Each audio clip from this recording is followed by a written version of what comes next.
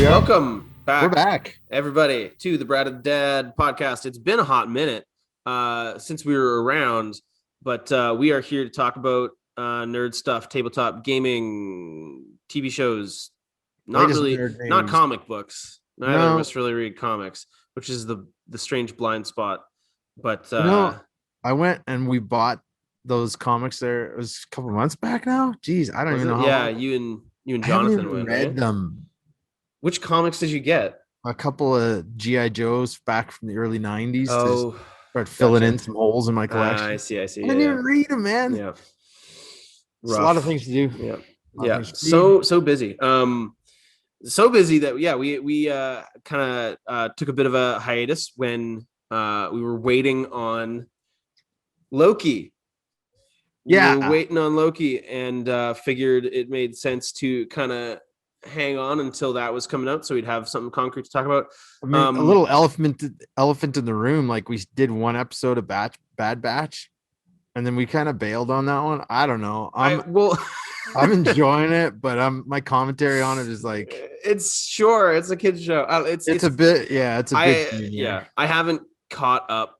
I think I watched the first 3 episodes. But I haven't been keeping track of it weekly. It's like one of those things that's just like, I don't know, like I like Star Wars. I don't know if I'm so into Star Wars. Like, I didn't watch Clone Wars either. Like, I'll watch Mandalorian, I'll watch kind of the bigger stuff, but this feels it doesn't feel like low budget, but it's certainly not at all, but it just feels like it's just directed at a certain age too, it's cartoon, right? It's a different, it feels like it's directed towards a different not demographic. That I'm shying away from watching cartoons. I mean, but here, okay, tell you what though, a little shout out. I got a new friend. I work in schools, and so I've got a new friend. He's like 12 years old. His name's Gino, and he called me over the other day. He's like, "Hey, the Doug, you got to see this. I just wrote down the names of 77 clone troopers from memory." Whoa! I was like, I've seen people list them here and there, and there are a lot of named. Clone troopers. Just went like from the beginning of class. He just started writing on the whiteboard, and he hit 77. And he just updated me today. They made it to 100 from memory. Wow! I was like, dude, how did you learn all these? He's like, I've watched Clone Wars like too many times. That is like the demographic that's aimed towards. Though, shut up. That's awesome, bro. That's so funny. That's good. That's so funny. So I think the funny thing there is just like Star Wars has always been directed towards a younger generation in some way or another. Welcome to the show also, everybody. We're going to be talking about a Loki recap. We're going to be doing some news, and then we're going to be looking at some weird D&D monsters as part of our table talk segment. But that gives you an overview. Jump around if you'd like to. We'll have spoiler warnings up when spoilers are happening. But on the Star Wars point, I think it's just kind of cool that you grew up with OG Star Wars. There was some people who grew up with like the in-between like books and novels and stuff before the prequels there was a dry came out. period there.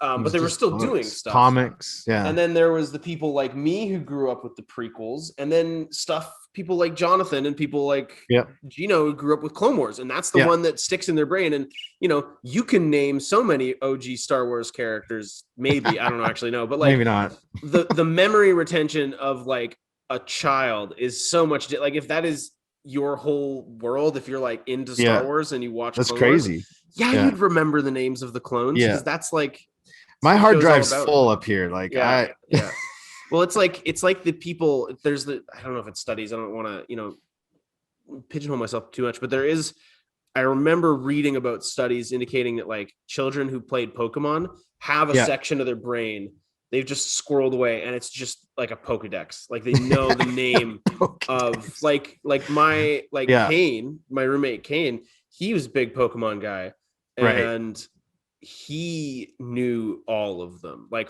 hundreds, which does not surprise me because human brains are bonkers. But like, it's still so funny. It's just like, that's just when you grow up with something, it just like it sticks in there. Anyways, Bad Batch. Like I'm like, I'm watching it.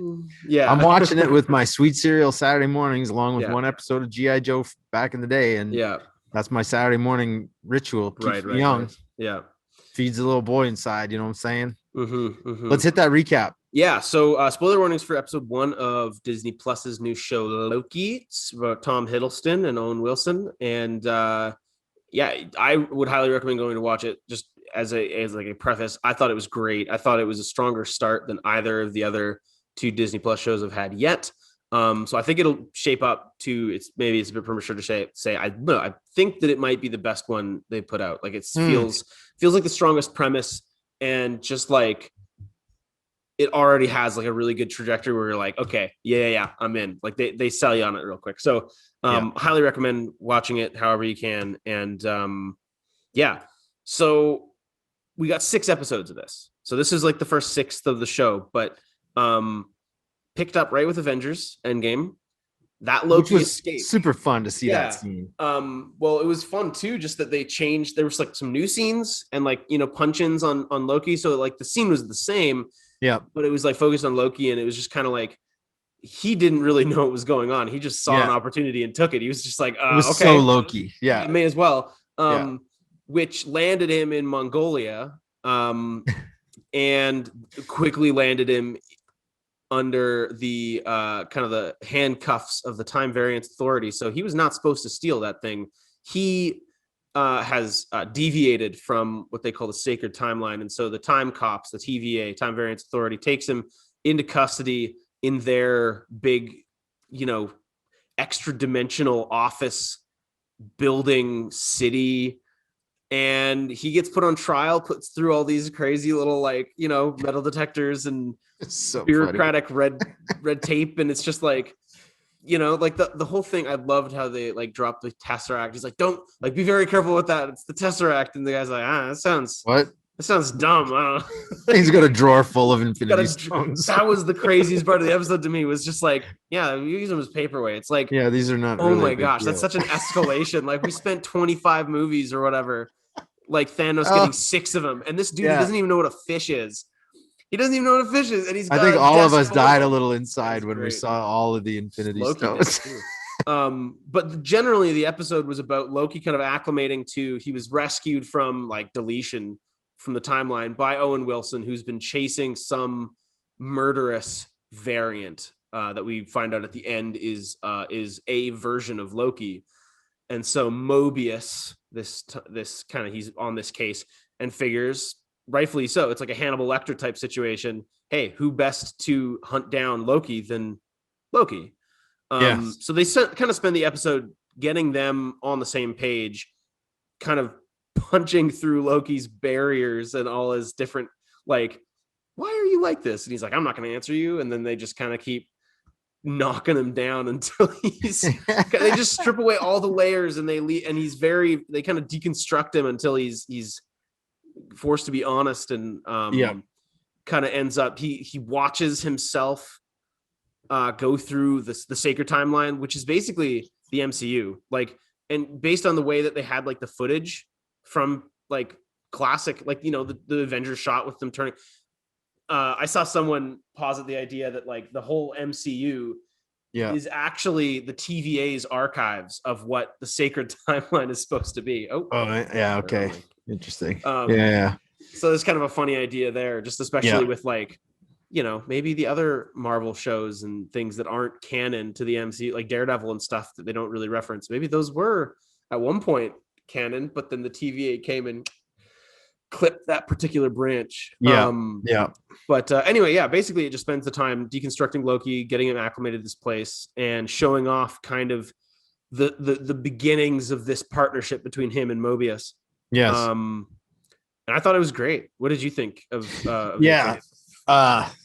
super fun to jump back into the Avengers right in the elevator scene, coming down, knowing that Loki had just got slapped around by the Hulk, which is hysterical. And the little close-ups of Loki kind of in the moment. I really had to think. I was like, were those in the original movie? Do you remember? Like, were they looking? So they looked very like different to me, because I had seen I think I saw Endgame in theaters like 3 times or something. I think I kept Disney afloat single-handedly through the pandemic. Not to brag. Not I don't know if that's something worth bragging about, but I saw it a lot. And then I went and like someone did a comparison, and yeah, like it's the same scene. Yeah. My guess is it's just B-roll, like stuff they had already shot for that. Oh, interesting. Okay. Yeah. But yeah, they just had a couple extra close-ups on him versus on the other characters. Yeah. So the story Yeah. So that was kind of neat just to see his in the moment from his perspective. That was all fun. I laughed so hard at the collar they slapped on his neck. I don't know what they call that thing.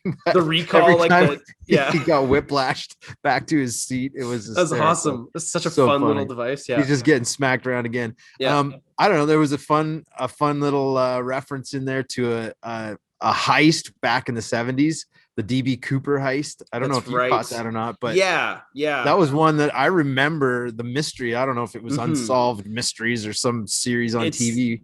Yeah, you know, they were trying to cover it, but yeah, it was in their spin. It was actually Loki, and as he jumped out the plane, he was caught up and zipped off to Asgard. So that was fun. That was fun. I have to wonder, when Loki finally came to a point of confession, kind of examination, you know, of his life, and it seems like he's a whip dog and he's finally given up. Right. I don't think he has. I think Loki's got it in hand somehow, and that what we're actually heading for is a Loki twist at the end where he's been manipulating the entire thing the entire time. Where I just don't see him. I just don't see him being able to be honest. And there was a little hint of it when they asked, what did Mobius ask there? Have you ever lied? Or they were talking about him lying. Yeah. You know, and he's always lying. Yeah. Like he's an opportunist, just like grabbing the Tesseract. He's an opportunist. He's always kind of he's playing chess. Everybody else is playing checkers. In this case, I think he's playing like 4D chess and everybody else is playing regular chess. Yeah. they've obviously got a handle on the entire universe through the timeline. But I just have a feeling that Loki is like, okay, I'm going to figure this out. And he's already starting to. The gears are already turning. Yeah. Oh, yeah. Absolutely. Yeah. That's an interesting thought. Yeah. So, because there's the two schools of thought, because, you know, he sees his mom die. He's told he's responsible for it. True. He sees Thor die. So I think because that was a private moment, I think he was emotionally affected. And we know Loki has that kind of complexity within him. He's not. He does. He isn't a one-dimensional villain. He has those kind of feelings. But I do think you're onto something, just in the sense that, like, you know, he stops and he's like looking at that big timeline thing. And he's like, is this the ultimate, you know, power in the universe?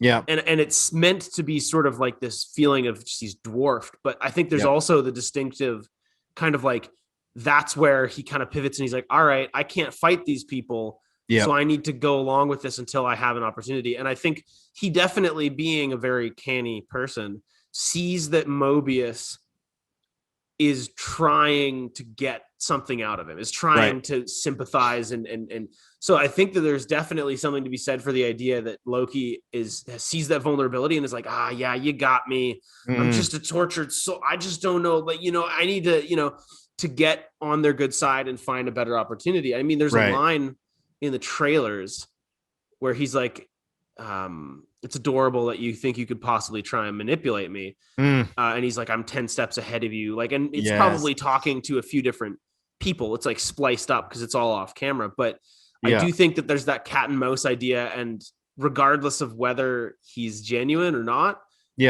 that's going to be a big question. Is like, okay, who's actually playing who? The other thing I wanted, just as far as who's playing who, something that they bring up, because this is all time travel and people had a lot of questions like, okay, the TVA exists. How come they're going after Loki for stealing the Tesseract?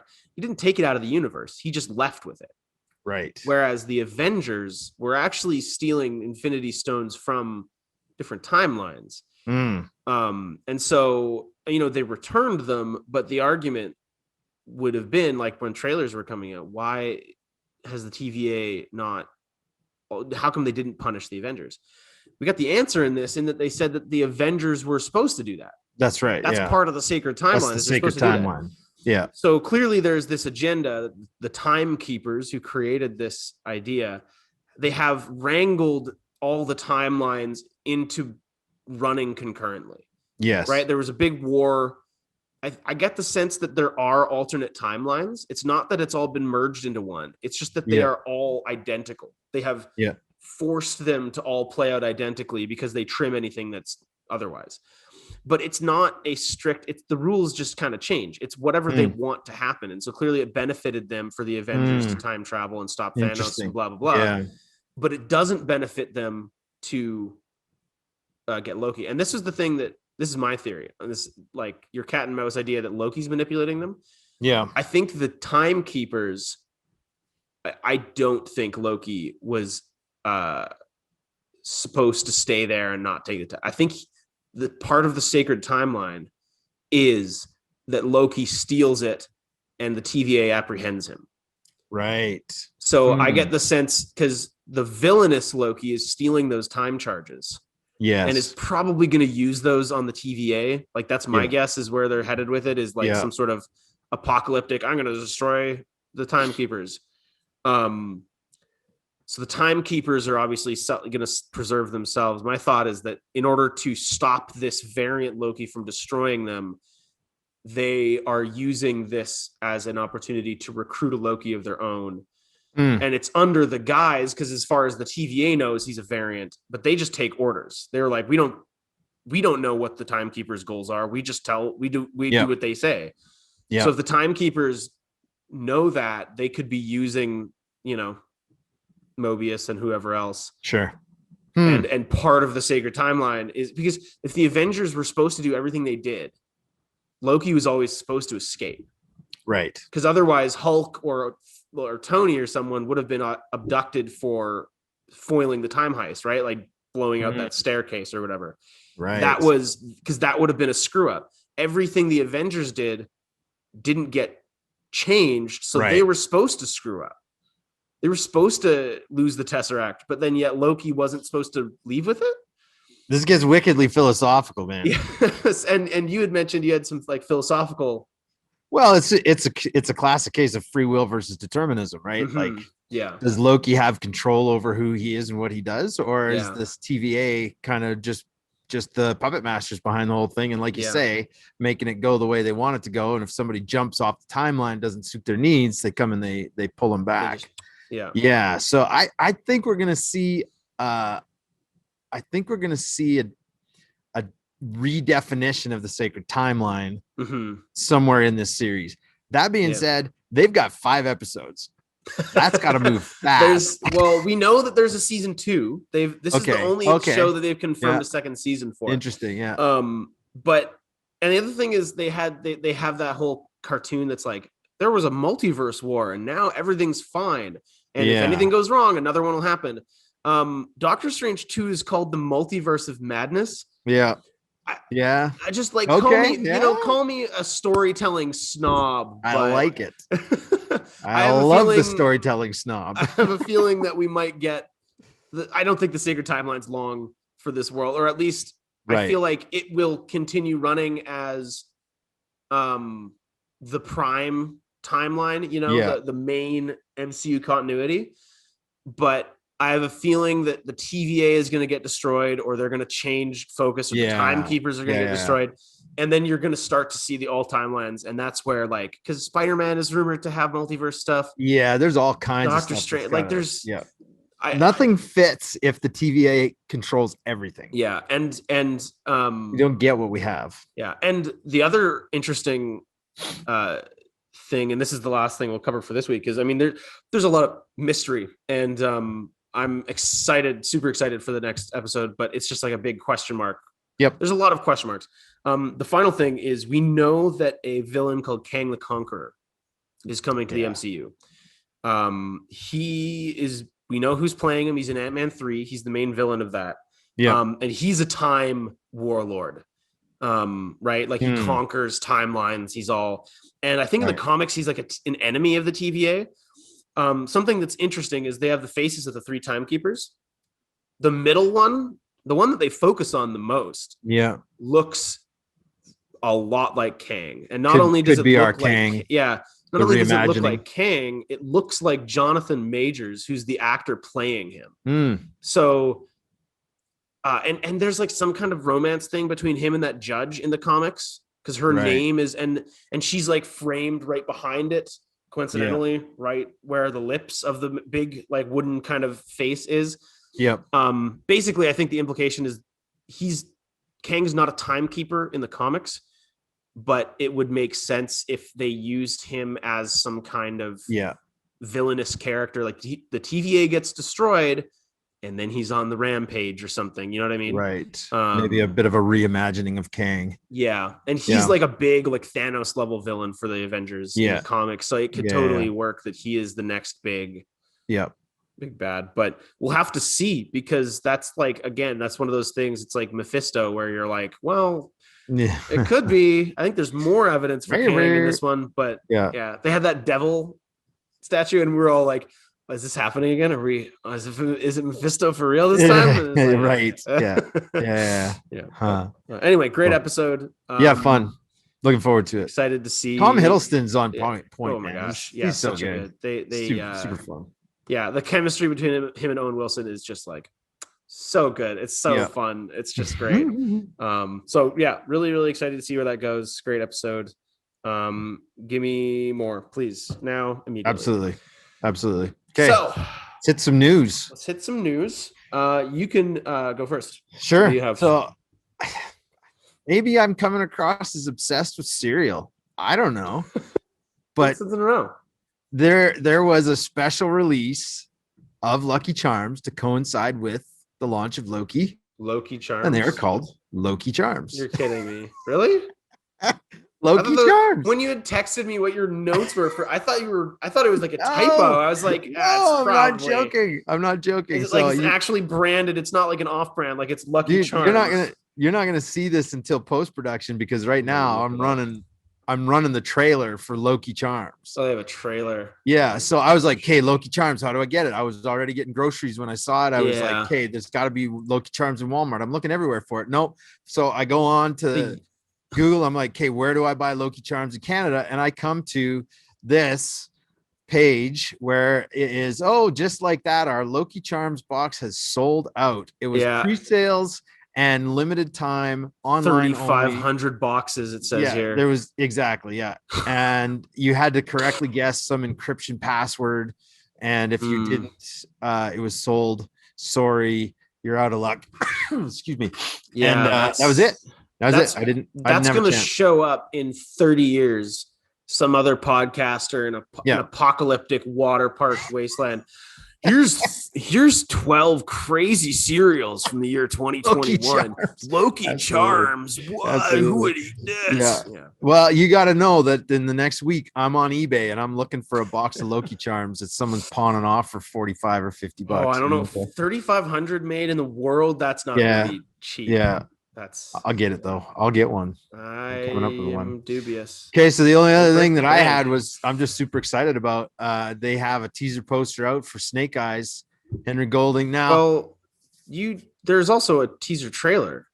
Yeah, there was a teaser trailer, and now the latest poster is out. Now the thing with the poster, and this was already starting to this was already starting to pose a bit of a problem, because if I can't remember, but in the teaser trailers, we always saw we saw Henry Golding as Snake Eyes before his persona. Yeah, no helmet. Training, with the Arashikage and everything else. But he was never, when we saw him in uniform, it was always masked up as we know classic Snake Eyes to be. Sure. The teaser poster, we have Snake Eyes, helmet off, kind of a back facing, head turning over shoulder shot, but his face, he's good looking dude, and obviously no disfigurement. Can't tell by the poster if he can talk or not. Obviously the mute Snake Eyes was another part of the whole mystique.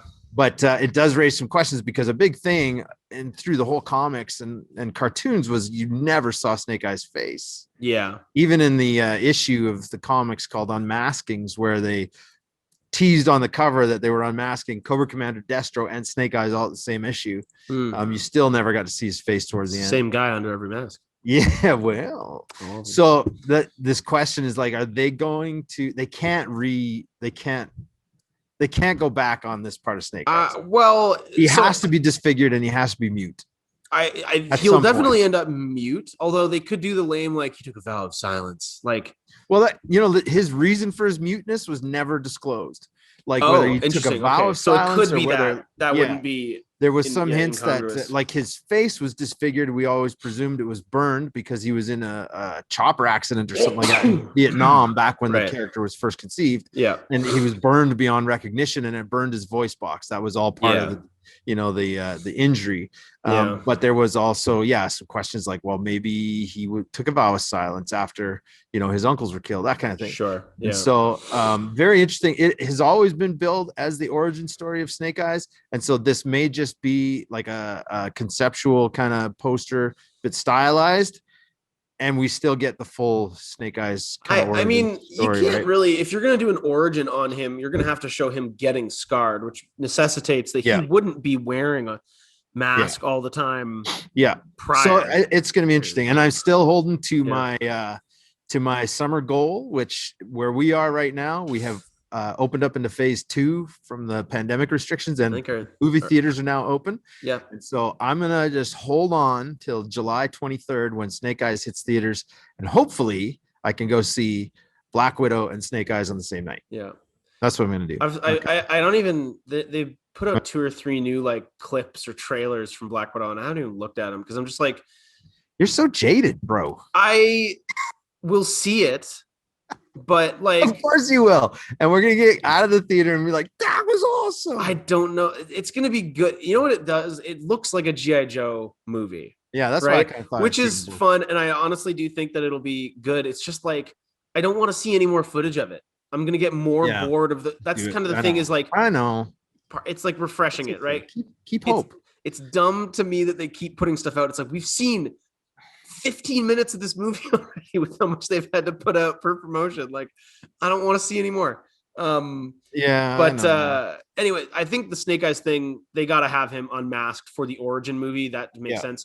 They disfigured Deadpool, and that was Ryan Reynolds playing him. So I feel like they will. I don't think that they'll shy away from doing that origin, because it'll just probably be at the end of the movie. They're going to get their screen time out of their actor. Yeah. And then they'll put a mask on him, and then it'll be. Yeah, because they are hoping to franchise this. And it's the same. This was the thing I noticed was the logo, because it's like Snake Eyes G.I. Joe Origins. Yeah. The G.I. Joe logo is the same as the old movies they put out. Yeah.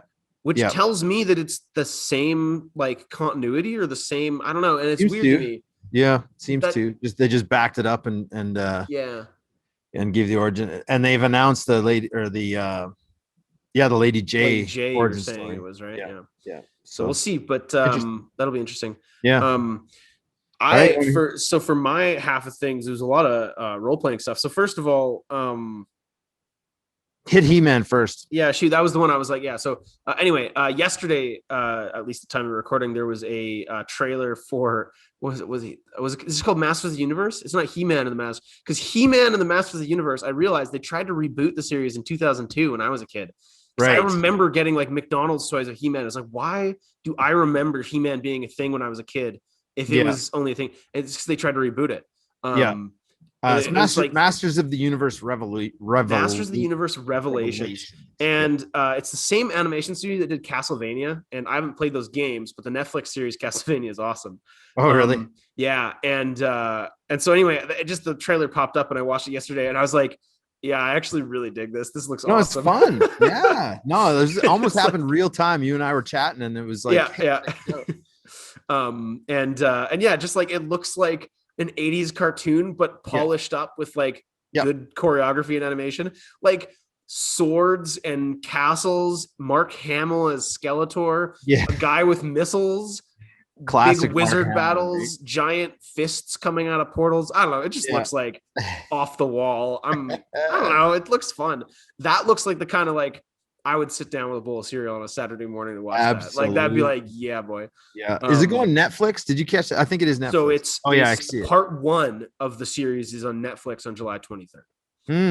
July 23rd? Yeah. Same release day as Snake Eyes? So you mean I'm going to watch Masters of the Universe in the morning? I didn't even think about that. You're going to have a whole How many day. boxes of cereal do I need? Just let me know now. Are you're gonna need the Loki Charms before you? I gotta have Loki Charms before that. Yeah. But I might as well have breakfast, lunch, and supper cereal. May as well. Yeah. And then like dollar store candies and Timbit cereal. I had a conversation with my girlfriend who watches this podcast. So hi. She was insisting to me that there is Pop-Tart cereal. Well, not insisting. That's What? not fair. And I was like, what? No, that's not real. She's like, no, it's real. There's mini Pop-Tart snacks you can get, which you could presumably use as cereal. So there's a point to it, but it's not distinctly labeled as a cereal. I need evidence. I have not seen such an abomination. Yeah, but probably delicious. Anyway, I didn't even think they existed. They still did exist. They just weren't labeled as cereal. So if you get creative with it, but awesome. Yeah, we gotta anyway, check that.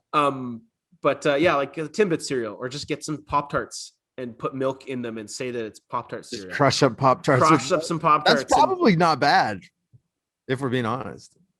I don't want to say that on the air, but I think you're right.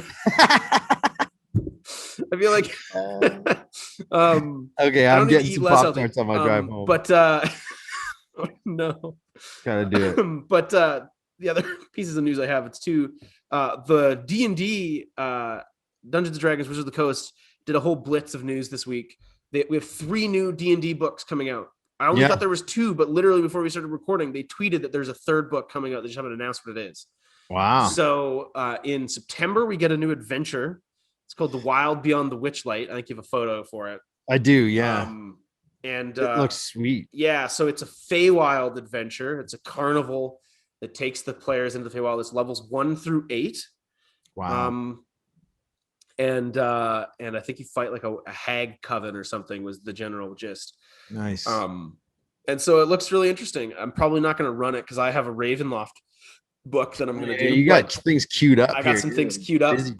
But there's in the Ravenloft book that I have, there's actually a tie-in, which is kind of cool to that book. Yeah. There's another carnival. They referenced that adventure before it was actually announced. Yeah.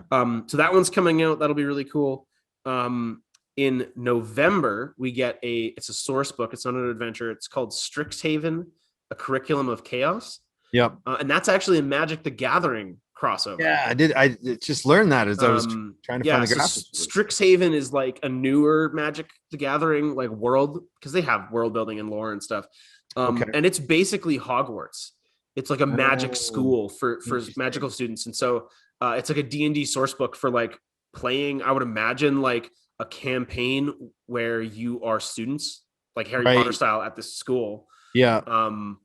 So the Magic the Gathering part of it, though, is just like their world, their lore. Exactly, yeah, because Wizards of the Coast, D&D, D20. Yeah, so they've actually done it both ways because Wizards owns both properties. They've done three Magic the Gathering books now. They've done one for Ravnica, one for Theros, which is like Greek mythology, and then now for Strixhaven. But they're just D&D books. Like if you don't know Magic the Gathering exists, these would just be new D&D settings. Got it. They're totally compatible. Yeah. And then they're now doing Magic the Gathering. They have a Forgotten Realms set of Magic cards. Yes, saw that. That's cool. And so they're like kind of cross-pollinating both things. But so that one's coming out, and that'll be really cool. But then we have another book in November that they just tweeted, and they're like, "Hey, this one's coming out in November. It's between both books." Strixhaven is November. This one's October. And they wouldn't say yet what it was, but I think we find out more after they have a big show in July. Are they shooting for a one a month kind of thing? I think September, October, November. Yeah, like those 3 books will kind of blitz, but going hard in the paint. I don't think it's going to be. I don't think that's going to be a consistent thing. If I were to guess, I would guess that it is a Dragonlance book. That's a very good guess. Because they've been doing some of their Unearthed Arcana, like the playtest stuff they've been putting out. Yeah, and all their lawsuits. Yeah, and the lawsuits were because they canceled the book series and then came to an agreement and revived it. But I think that the idea was they were trying to change around how the things were released. Like I think the reason they were trying to cancel the books and failed, or maybe they didn't fail, but they came to some other agreement. The idea was, I'm pretty sure, basically Wizards wanted to do a Dragonlance book, and they're like, we want to put the setting out there. But then there was these books already being written, and they're like, well, we don't want these to step on one another's toes. But now they're kind of synergized. I think they're worked out. Anyway, they put out a bunch of playtest stuff that's like dragon themed. Like they have like a dragon rider ranger subclass, or like a bunch of like dragon themed stuff, which it's probably Dragonlance. And they don't put out playtest stuff unless it's for a book. Yeah. Right. Like they put out vampires and stuff, and then they came out with Ravenloft. They have playtest stuff for this magic wizard school now. Like I think it'll be. I don't know why they're bothering with Dragonlance, because I killed the Dark Queen of Krynn way back in like 19. Yeah. Who knows what else they could do? I mean, and the other thing is like, I'm not actually sure. This is probably unfair to Dragonlance because I read a couple of the books. I should know, but like, it doesn't feel like if we already have Forgotten Realms as like a main world, it's not really any different. Like a whole book about the Dragonlance world building. I don't know if what that's gonna do, what that's gonna mean. It's gonna feel kind of just like samey. Like I don't know if there's a lot distinct to Dragonlance that, because like you can make a Ravenloft is like vampires and horror and Frankenstein. Forgotten Realms doesn't have that. I would have. I don't know what Dragonlance has that. Forgotten Realms they had a pretty unique magic system. Okay. I mean, not like functionally. When I was kind of paying attention to it, it was just your standard spells, but it was all tied to the phases of the moons. And then there was different colors of wizards and things like that. Right. So they may distinguish themselves, kind of on a new system of magic. And it's different elves. They had different races of elves. Right. A few different things. Yeah. They different had hobbits that were just called Kender. Yeah, I mean, like it's been however many years since they last did anything with Dragonlance, so like they could change lots. They changed lots. The last thing they did was so like. Do you remember the Kiefer Sutherland movie? Yeah, the animated one. Yeah, Raceland. Yeah, it was a combination of live. I read whatever that was. It live action partially. Yeah, there was some live action in it, or it was just a weird animation. Now I can't remember. The animation, I remember it being. There was definitely a full animated. Movie, but maybe there was live action. Yeah, you're right. I don't think it was live action. Maybe there was like live action, like commercials. But it was a combination of stills and animation, and it was strange. It was not good animation, I'll tell you that much. No, it wasn't. It was the book. That was the book series that I read. Was that what they adapted for that show? And Kiefer Sutherland is probably the biggest name they could pull at the time. I don't know who else. Actually, it'd be funny to go back and see what the voice cast that is, if there's anyone like from Critical Role or anything. Which is the next thing, and I'll get through quickly. But Critical Role finished up their second campaign, 141 episodes. I watched 7 hours of Dungeons and Dragons last week when they did their wrap up episode. It was I loaded up on snacks, made myself very comfortable, took breaks. But it was 7 hours. 7-hour live stream. Yeah, I was going to be up that late anyway. That's my days. So it was bonkers, but it was a great ending. They are taking the summer as kind of, well, some of them anyway, are taking it as kind of a hiatus, and sounds like we'll probably get campaign 3 and the animated show in the fall. They haven't announced a date yet, but that sounds right to me. I think it makes sense. But during the summer, they're doing an 8-episode mini campaign called Exandria Unlimited, and it's 3 returning cast members from Critical Role: Matt Mercer, Liam O'Brien, and Ashley Johnson, and then 3 new people. I don't remember the names off the top of my head, but the big thing is that Matt is not the dungeon master. This other one of their friends, she's dungeon mastering. And she had been kind of on a couple of their one shots and stuff, and she seems great. People said great things. Cool. So 2 new players. Matt gets to play. She's GMing, and it's all in the same world that Matt's run everything in. Exandria. So it's tied in. It's got connections to the other campaigns. And stuff. That's fun. But it's just 8 episodes, just in and out quick to refresh everybody and do a little. I'm super excited. It's gonna be awesome. That's great. It's good.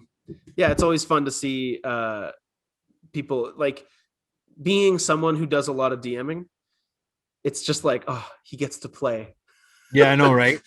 Like, oh, I'm so thankful. He's pretty much done nothing but play with these people for 5 years, like since 2015. Ridiculous. It's all over the place. Anyway, that's coming. That'll be really cool. I think it's June 24th. So, hey, you can eat your Loki Cheerios or whatever. And you can I was not trying to be dismissive. Lokios. Your Loki wheats or you know, Next the week's feature is going to be coming up with a Marvel moniker for all the different cereals. Yeah. We got Lokios and Loki Farms. Yeah. I'm trying to think of one for Honey Nut Cheerios, but I can't. Hey, anyway, Ant-Man would have to be mini wheats. Yeah. We're going off the rails. Yeah. But so yeah, anyway, that's gonna be some cool stuff. Question of the week. Question of the week. Yeah.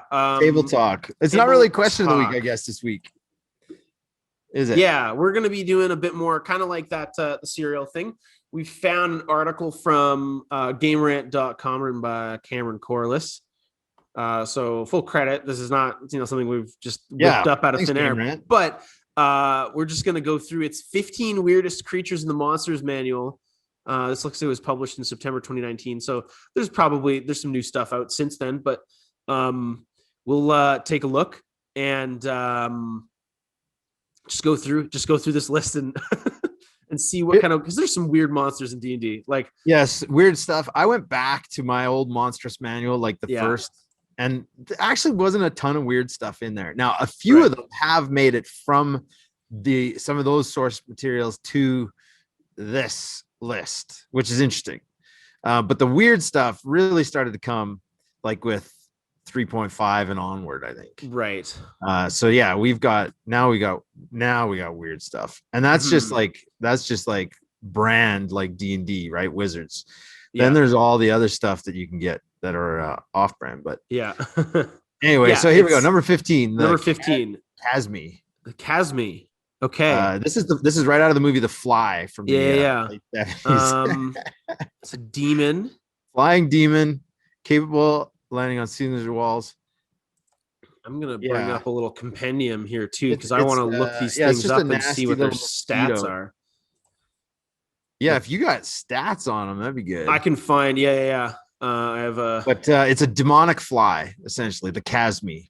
Yeah, Casmi. I think that's right. Yeah, I have it here. Yeah. Okay. Anything interesting? The Casmi is it's just loading in here. If computer's slow. I think this might have been on Critical Role at one point. I didn't get to that episode, but I'd heard it talked about. Okay, so it's a large creature. So this thing's not small. It is big. Okay. It takes up 4 squares. Oh wow.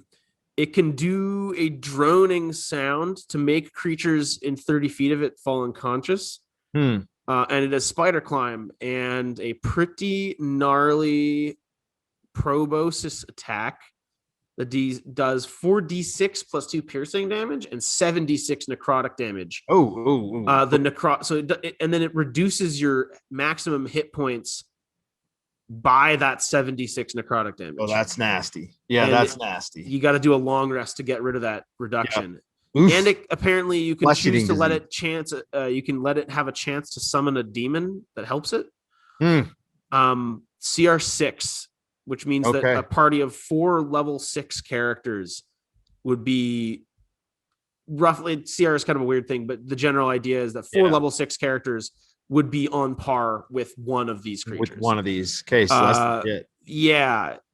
Level 6 characters, that's scary. Yeah. Yeah, that's spooky. But it's weird. Imagine dying to that thing. It's like a giant, like a human-headed. That's gross. Yeah. You're done. Intellect Devourer. I've fought these things. This one I know well. Yes, these things are gnarly. I don't know who comes up with these. A massive brain with legs. So the Intellect Devourer is a mind flayer creation. Right. And they can hop into they hijack people's brains. They're like a parasite. So they can attack you, and basically if they do enough damage to you, depending on the circumstances, they can devour intellect. Yes, they strip you of intelligence. Yeah, so they can you reduce their intelligence score. Gross. And that's a real. And then you can they do a intelligence contest with a humanoid who's incapacitated in 5 feet of them. And if they win the contest, they magically consume the target's brain, teleport into their skull, and take control of their body. All right. So they can jump around bodies and pretty gnarly. Man. Yeah, exactly. Yeah. So pretty horrifying. Right, Scary Number to fight. 13. Very cool though. Number 13, The Grell. Grell. This also looks like Another a mind flayer thing. brain theme. Brain looking, but with a bird beak. A bird beak brain Yeah. jellyfish. Jellyfish. I think these are also an Underdark creature. I think they're actually related in some way. Yeah. So the Grell floats silently. That's gross. Yeah, they can hover around. They got tentacles they can hit you with. I don't. Yeah. Oh yeah. So they kind of just like poison and restrain you. They wrap you up in the tentacles and carry you around. So part of this is like trying to talk physics in the Star Wars universe. It's like, how do these things happen? Like, what happened here? This looks. I mean, it's like a magical creation or something, right? So, I mean, just call it magic. Yeah. Yeah. Okay, number 12, Aboleth. The Aboleth. Oh, this is if I remember right, this is some kind of an extra planar thing, isn't it? Yeah, they have like some kind of like they're in the astral sea, I think.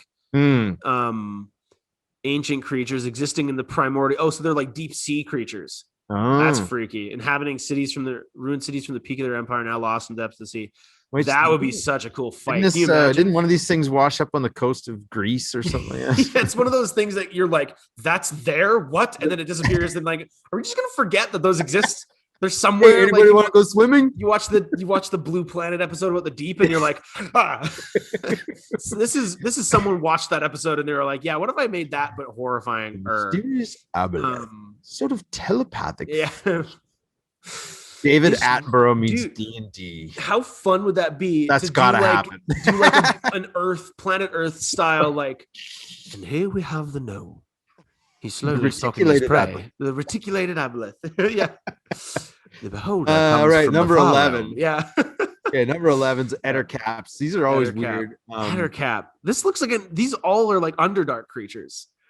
Yeah. Right? Is that what this is? I can't recall. I mean, I know I've fought these things. I believe they are Underdark. Let me look it up. They always teamed up with spiders when I remember. Yeah, it looks kind of spidery. I don't think I ever ran them for players. But I'm sure you'd run into a nest of spiders and there was an Ettercap nearby. Yeah. Okay. So yeah, they have like really spidery spinning webs. Spider climb. They have webs. They can walk on webs. Yeah. They have a variant ability that's called Web Garrot. Oh, he garrots you with a web. That's pretty gnarly. So it's like a smart spider creature. Yeah. That's all we need is smart spiders. This is Spider-Man before they rebranded him to be kid friendly. All right, number 10, the Sturge. Okay, now the Sturge. I actually ran Sturges on. Okay, so what do these things do? Well, they're like a weird mosquito pigeon. Okay, interesting. I always imagined them as a mosquito raven, but they suck blood too. And I thought when I ran them first, I thought, well, they only got a couple of hit points each, so let's send a swarm. And if you've ever DM'd and you're backpedaling behind your screen trying to save your players, yeah, that was me, because this thing went full on bloodsucker, like take vials and vials of blood. Yeah. And I was like, oh dear, this is not going to work. They're dying. So from the article, horrifying cross between a bat and a mosquito. Yeah. It's tiny, but like I said, I sent a swarm at him. Yeah. So 2 hit points, 14 AC, 40-foot fly speed. Yeah, but they can do a lot of damage. They can drain. You sent a dozen of them there, and as soon as they hit, that's a gnarly suck blood. I should add some of that dungeon my players are going through. Not a bad idea. Number 9, the Roper. This looks like another Underdark. It's just all horrifying tentacle monsters. Weird stuff. It's like Blue Planet, where all the weird stuff is way deep down in the dark. Yeah. Well, this one looks like it's supposed to be like a cave, like a stone, until it wakes up and comes after you, which is kind of like a mimic type. Yeah, and then it lashes out, and it's got like tentacles, it grabs you, pulls you in, and tries to eat you. That's awesome. See, they like putting all of these in one dungeon would be a good time. All right, number 8, used to tentacle attacks. The Yochlaw. Whoa, what is the only reason I know this one is because we had a road trip. Me and your mom at one point, we went to the mountains, and we picked up the cassette version of the Icewind Dale trilogy. Right. And Drizzt fought Yochlaw in the Underdark. Another Underdark. Of course, And I yeah, didn't get a sense of what it looked like just from listening to the audiobooks. yeah. They look kind of like shapeless almost though. Like it looks Yeah. kind of like it's supposed to be pretty amorphous. Yeah. Yeah, these things are no joke. Yellow, slimy. Oh, it takes the form of a female drow or spider. So yeah, there you go. So So they so hide out. far, Yeah, positions 8 through 15 are pretty much occupied by the Underdark. it's everything Underdark. The the Behir is at number 7 here. Okay, that's Oh probably yeah, more lightning reasonable. breath. Yeah. Oh, lightning. Yeah, yeah. Okay, yeah. I think I remember they did fight one of these on CR. Um, Oh, okay. yeah. Lightning is always scary with like jumping between. You can do Yeah, it so starts much hurt. bouncing around in a Yeah. room or something. They were created by storm giants to fight dragons. That's There you go. awesome. There you go. Storm Giant with I this dig that. Bahir guard dog. Yeah, Fantastic. that's Number awesome. 6, the Yeah. Modrons. I don't get these guys. I just don't. I I don't. so I, what's fun is actually I was researching the Modrons. Hopefully no one who's going to be playing in my Ravenloft campaign is here because I want to use these things. Are you running Modrons? Well, they're so weird. So the whole thing is that they are from the plane of order Yeah, that makes and sense. law. And the idea is that this progression you can see from like the little eyeball guy to the square to the cube to the Right. they all it's a hierarchy and they can only speak to their immediate superior. So the little orb guys can follow one order from one of the triangle guys. And the triangle guys delegate orders to them and they answer to the square guys. Okay.